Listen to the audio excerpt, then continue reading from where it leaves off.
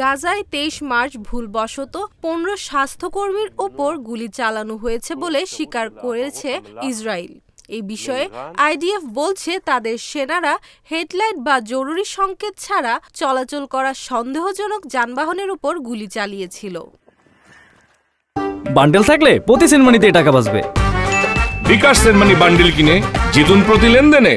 তবে সেদিনের ঘটনার একটি ভিডিও ফুটেজ প্রকাশ করেছে বেশ কিছু আন্তর্জাতিক সংবাদ মাধ্যম। সেখানে দেখা গেছে ইসরায়েলি সেনারা তাদের উপর গুলি চালানোর সময় অ্যাম্বুলেন্স এবং ফায়ার সার্ভিসের গাড়িতে লাল বাতি দৃশ্যমান ছিল।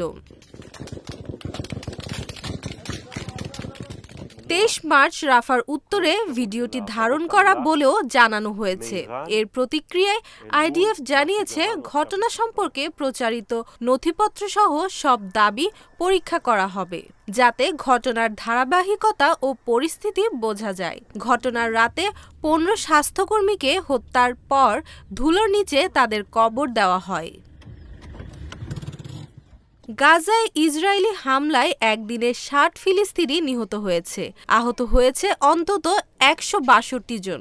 ১৮ মার্চ থেকে উপত্যকাটিতে প্রাণহানি ছাড়িয়েছে ১৩০০ জন। এছাড়া ২০২৩ সালের ৭ অক্টোবর থেকে এ সংখ্যা ছাড়িয়েছে ৫০,৬০০।